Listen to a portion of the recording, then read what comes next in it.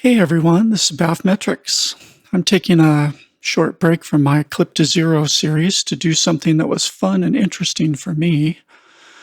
Recently, Dan Worrall put out an excellent video called the Super Separator trick, which is a really nice technique for demasking two mid-range sounds that are fighting each other for space in the spectrum and for clarity.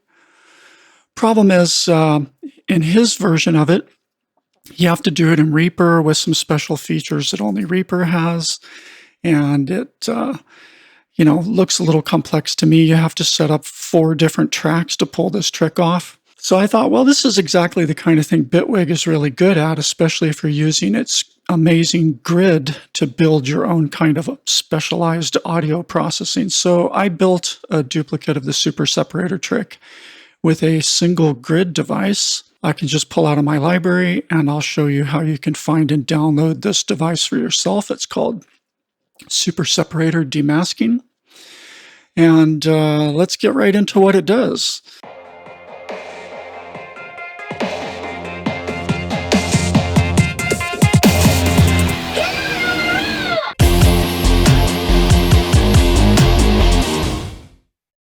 So if you've watched that Dan Worrall video, and by the way, if you haven't, I put a link to the video here in one of my notes in the grid itself. You can find this link here. So let's see what this thing does. We'll turn it off for a minute and just let you listen so you can really hear it.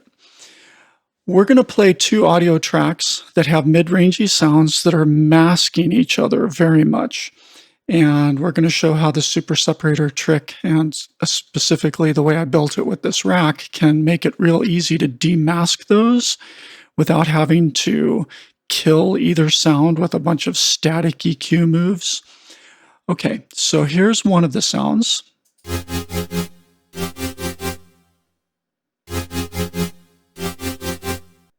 Here's the other sound.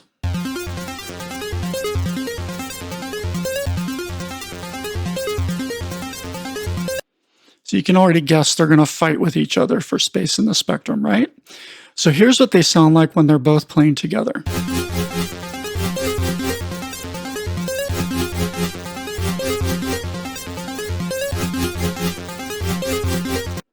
And I want you to really notice how this sound in particular is being masked and it's losing a lot of its brightness.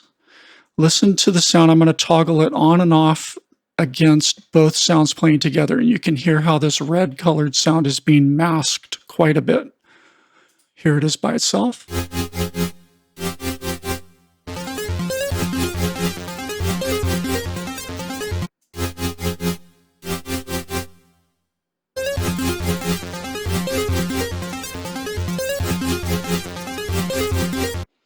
Hear how it's difficult to pick out the bright top edges of this red sound?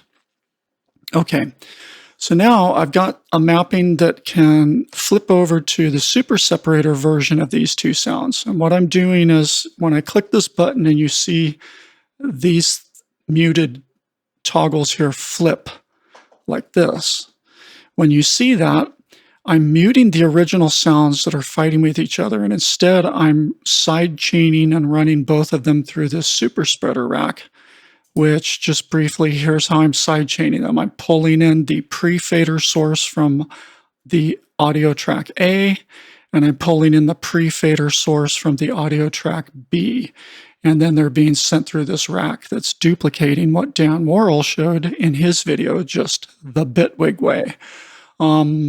So when you see this one unmuted, you're hearing the Super Separator in action. And so what I'm going to do now is toggle between the solo track here versus listening to it in the context of the super separated version of these 2 sounds.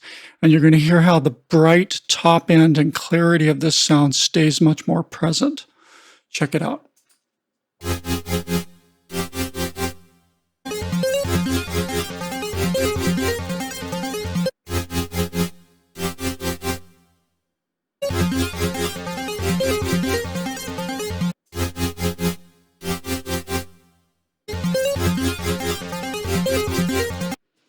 Now, just to show you the difference, I'm going to go back and forth. Let's hear the dirty version again.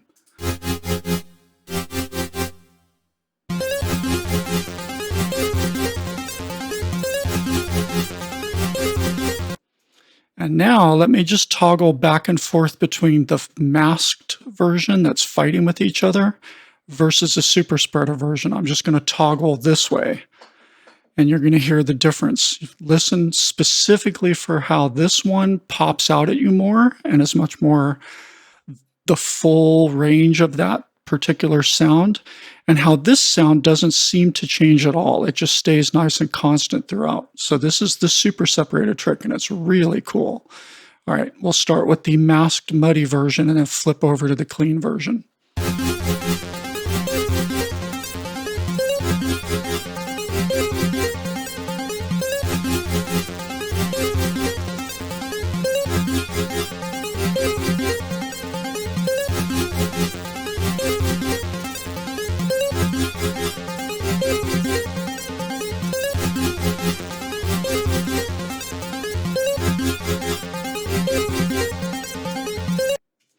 Okay, so hopefully that got your attention. It's a subtle difference, but it's a definite difference in clarity. And, this is a great way to make two sounds play with each other in the same space without necessarily having to focus each of them into different areas of the spectrum, which can make your mix sound chopped up depending on what you're trying to do. I mean, that's often a good technique, but maybe you really want these two sounds to just be layered and interact together and not have to kind of focus each of those sounds into different areas of the spectrum just so you can hear them more clearly against each other. Now, let's examine how the super separator trick actually works for a second, and then I'll talk about how the rack is affecting these sounds. What I'm going to do now is turn on some pink noise generators. I'm just using pink, and it's at a low volume, so it won't be too annoying for us. And there's one of these on each of these channels, A and B. So I'm just going to turn these on.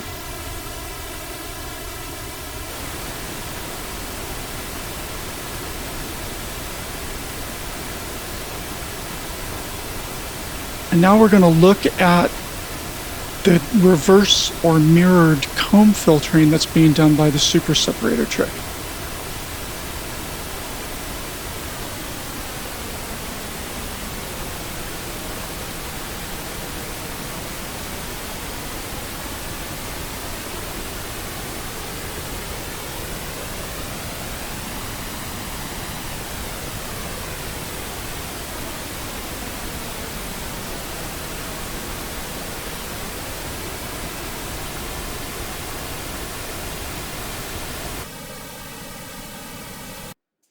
Let me turn those off for a minute just so I can talk clearly and that's not too annoying.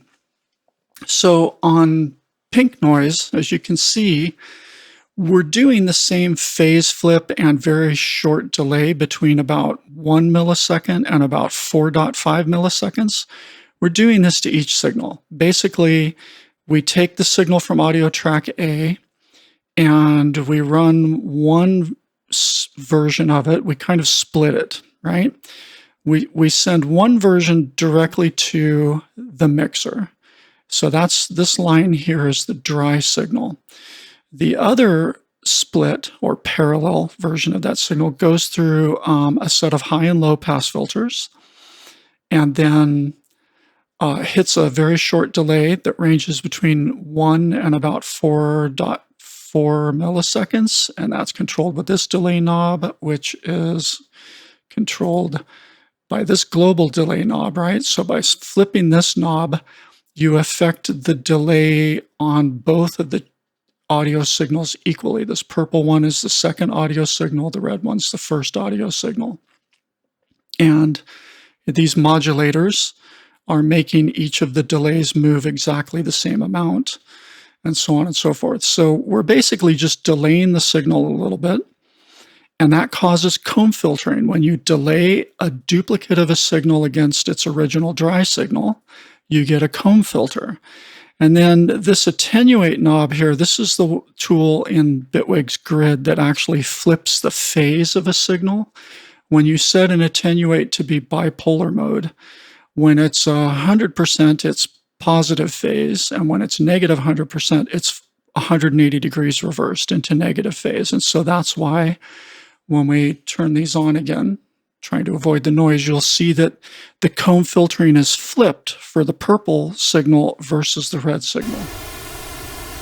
There's the red signal, and there's the purple signal, and see how they're completely flipped against each other. So it's that reversed comb filtering that is letting, each sound sort of own and split up that space evenly among themselves, or splitting up the spectrum. And then the delay knob itself, which you can control from here, as we spin this down or spin this up, you can see it's turning this delay knob, right? And as we turn this delay knob, you can see that this little blue line is showing us going between 1 millisecond and about where the 4.5 millisecond mark is. And that's the most useful range. Basically, it's like this. When this delay is up at midpoint, about 50%, I set this up so that that main dip and trough, the lowest fundamental, is basically hitting at 200 hertz right here. Watch when I turn these signals on.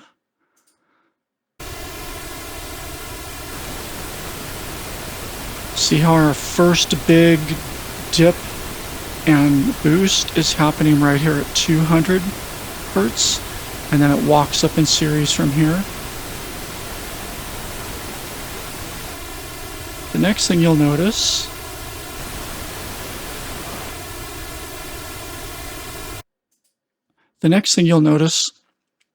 is that the sub-range is being affected by the high-pass filter. And that's this knob here, right? So as we tweak the high-pass filter, what we're trying to do is get the flipped phase of those two signals to sit closer to where they originally came in. This spectrum meter is using a 3 decibel per octave tilt, which is a pink noise slope, which means when you run pink noise through it, it's going to look flat at that slope. And that's my favorite slope for spectrum analyzers, because you can just tell what your spectrum looks like by how flat it is, or how raised or lower, below or above the flat line it is. So you can see that the flipped phase kind of separates down in the extreme low end. It separates the red signal and the purple signal. So the high pass kind of brings them back together again, so your subregion isn't nearly as affected by the filtering. And then we have a similar low-pass filter right here affecting these two things that's doing the similar kind of clamping up here in the extreme highs above 10 kilohertz. And the way this rack is set up, I set it up so that 50% is kind of the default, and it's the optimum place to start from. And I have a little reminder here in this note that you can use this meter to help you visually see how much you're clamping. And some reminders here about, it's especially what you're trying to control is below 100 hertz and above 10 kilohertz. You're trying to keep those from drifting too far out of phase. You want most of your comb filtering to happen here in the lower mids and upper mids, right? And specifically, everything below about 8K through about 100 hertz is the most audible region where this kind of demasking will work well. Now, as you push the delay further down, everything kind of shifts upward. The whole comb filter moves up this way. Watch how high the comb filter is now. And I'm going to turn the filters off so you can see the whole comb filtering effect.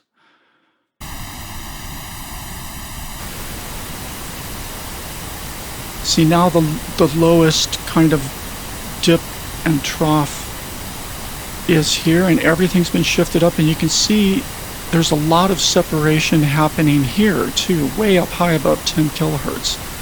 So this is where the high and low pass filters can come in really handy. Let's turn filtering back on.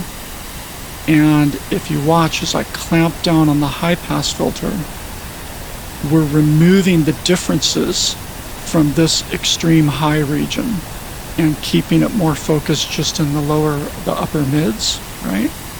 So you have this kind of control on your high end. And again, at 50%, it's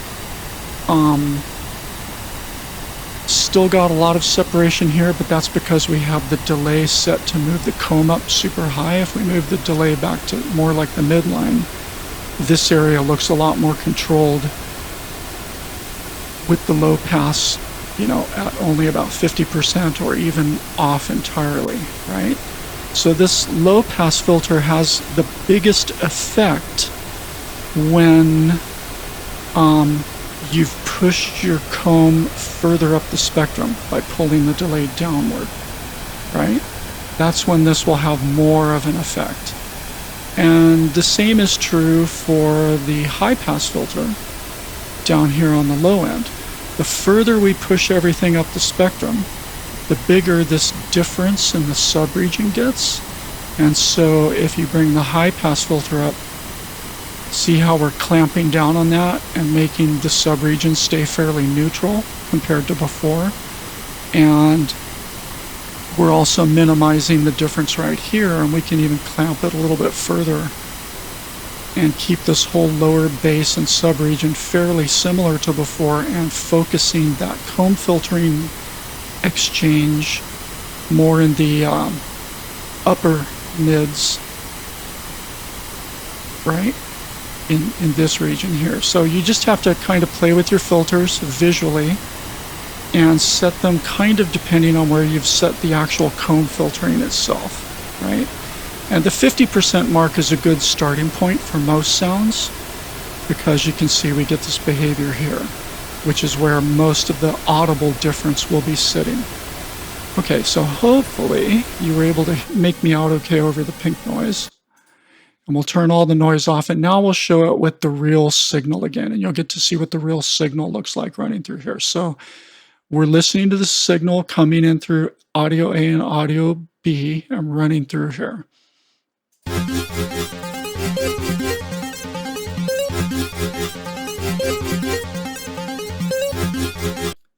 Now watch as I change the delay, because this is the hard part, is you have to do this part by ear and listen for where that demasking seems to be happening.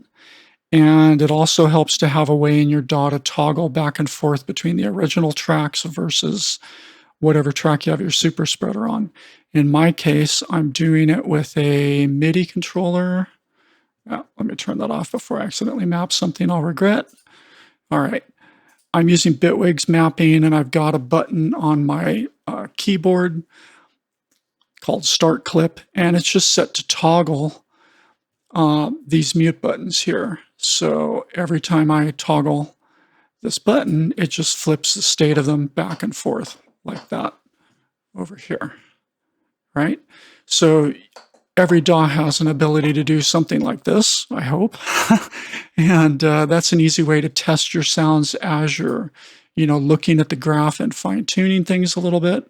So mainly I want you to just listen for how the comb filter changes everything as it rakes back and forth through the spectrum of these two sounds. And what you're trying to find is that one little special sweet spot where enhancing one and de-enhancing another in this distributed way with the comb filter, it helps both of them suddenly be much more clear against each other. So check it out. We'll start with it where I had it set, which was about 51.5% in this case was the clearest. And here we go.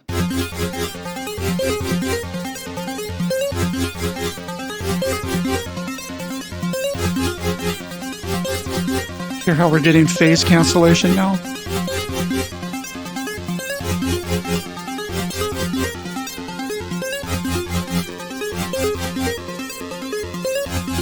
And what I'm doing is moving the whole spectrum way up. The comb is being moved up the spectrum.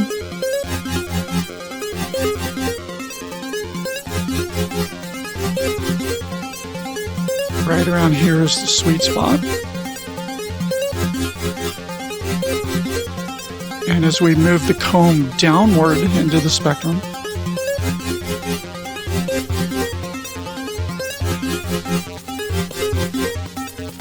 Like there we have some really horrible phase cancellation going on.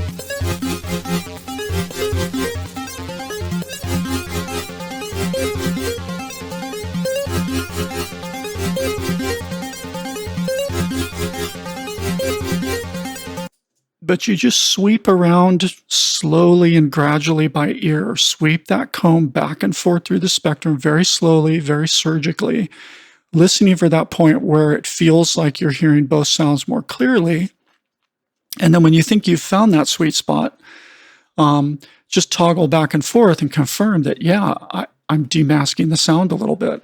And you're going to find that there's a few different places in the spectrum where there is a kind of sweet spot. Like I found a sweet spot around 77, I found a sweet spot around 51.5, and I found another sweet spot around 33. And they all have slightly different timbres to them. And you just use your ear and your judgment, decide which one you like best, and yada, yada, yada. To me, the most transparent one was with the filter somewhere around the 51.5% mark.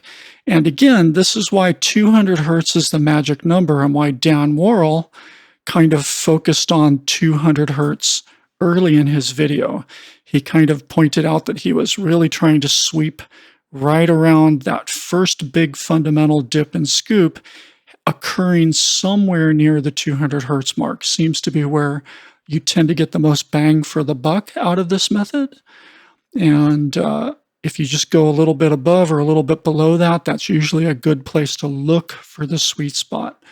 And again, we can see that my sweet spot at 51.5. We can see how the first fundamental comb filter shape is right on the 200 line. And that's exactly where these two sounds magically demasked. So let's listen to it one more time on and off, and we'll call it a wrap. So.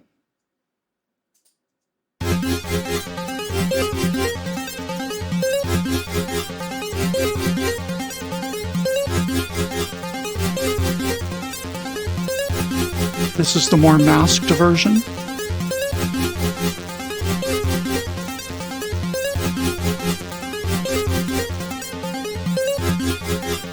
And now the demasked version.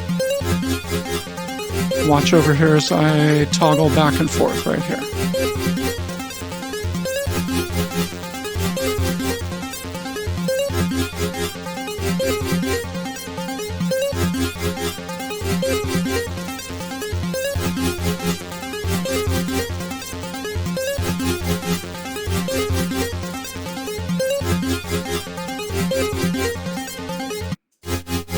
I mean, it's just night and day.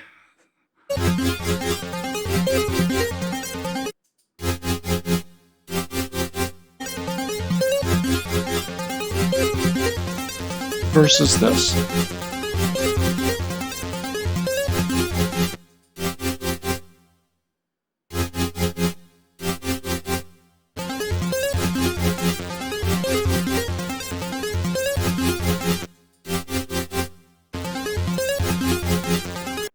Hear how masked audio A is when you don't use this kind of separator trick?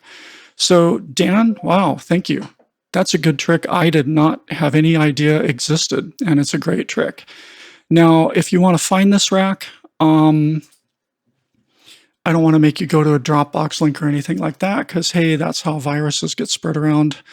So let me show you a clean and safe way to find this. I'm going to upload it to the Bitwig Discord. If you're a Bitwig user, you probably already know about this Discord. If you don't know about this Discord, you can find it at bitwig.community.